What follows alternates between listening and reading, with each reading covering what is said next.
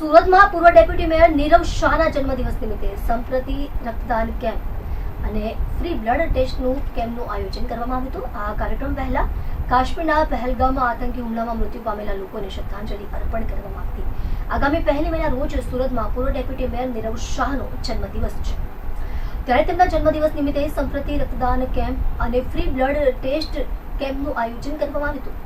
આ રક્તદાન કેમ્પમાં મોટી સંખ્યામાં લોકોએ રક્તદાન કર્યું હતું। આ કાર્યક્રમમાં હાજર સૌ લોકોએ કાશ્મીરના પહેલગામમાં આતંકી હુમલામાં મૃત્યુ પામેલા લોકોને શ્રદ્ધાંજલિ અર્પણ કરવામાં આવી હતી। આ સમગ્ર કાર્યક્રમનું આયોજન અડાજણ લાયન્સ ક્લબ હોલમાં કરવામાં આવ્યું હતું। નીરવ શાહ, પૂર્વ ડેપ્યુટી મેયર, સુરત શહેર। સંપ્રતિ ફાઉન્ડેશન દ્વારા મારા જન્મદિનના ઉપલક્ષમાં, એટલે 1 મે મારો જન્મદિવસ છે, એના ઉપલક્ષમાં આજે પૂર્વ સંધ્યા એટલે કે 27મી તારીખે રવિવારે 3 કાર્યક્રમનું આયોજન કરવામાં આવ્યું હતું। સૌપ્રથમ પહેલગામમાં જે હુમલો થયો છે અને જે લોકો શહીદ થયા છે તે તમામ શહીદોને શ્રદ્ધાસુમન અર્પણ કરવામાં આવ્યા, શ્રદ્ધાંજલિ અર્પવામાં આવી હતી। અને ત્યારબાદ રક્તદાન મહાયજ્ઞના અંતર્ગત સંપ્રતિ રક્તદાન મહાયજ્ઞનું આયોજન કરવામાં આવ્યું હતું। આપ જોઈ શકો છો કે ખૂબ મોટી સંખ્યાની અંદર રક્તદાન આપવા માટે અનેકવિધ કાર્યકર્તાઓ ઉમટ્યા છે।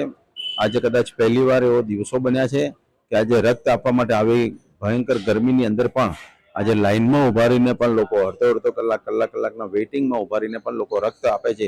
એ રક્તદાન માટેની જાગૃતિ બદલ તમામ રક્તદાતાઓનું હું હૃદયથી અભિનંદન આપું છું। અને તદુપરાંત સંપ્રતિ રક્તદાન ટેસ્ટ કેમ્પ, જે કેટલાક પ્રકારના જે આપણા લેબોરેટરી ટેસ્ટ હોય તે તમામ ટેસ્ટો ત્યાં અહીંયા ફ્રી કરવામાં આવે છે। તમામ લોકોના અહીંયાથી બ્લડના ટેસ્ટ લેવામાં આવે છે અને એ તમામ લોકોને આ ટેસ્ટના રિપોર્ટ એમના મોબાઈલ પર મોકલવામાં આવશે। આ પ્રકારે સંપ્રતિ ફાઉન્ડેશન દ્વારા અનેકવિધ આયોજનો આજે કરવામાં આવે છે અને સેવાકીય પ્રવૃત્તિઓના માધ્યમથી જન્મદિવસ ઉજવવાની નેમ લીધેલી છે। નીરવભાઈ, વાત કરીએ તો પહેલગામ આતંકવાદી હુમલામાં શહીદ થયેલા કુટુંબીજોને શ્રદ્ધાસુમન, કેવા પ્રકારનો અહીંયા માહોલ જોવા મળ્યો? લોકોએ જે શ્રદ્ધાસુમન અર્પણ કર્યા, કેવું વાતાવરણ છે? લોકોના શ્રદ્ધાસુમનની સાથે સાથે હૃદયની અંદર એક આક્રોશ પણ હતો અને એક વિશ્વાસ પણ હતો।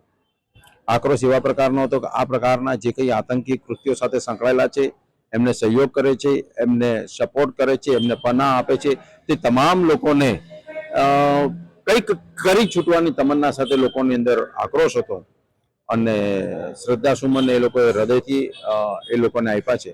અને એક વિશ્વાસ પણ છે કે આદરણીય પ્રધાનમંત્રી શ્રી નરેન્દ્રભાઈ મોદી સાહેબ પર એક વિશ્વાસ છે કે તેમણે એક સર્જિકલ સ્ટ્રાઇક જેવું સ્ટ્રાઇક કરીને પણ આ તમામ આતંકીઓને એમની શાન ઠેકાણે લાવવા માટેના પ્રયત્ન ચોક્કસ કરશે તેવો એક વિશ્વાસ છે।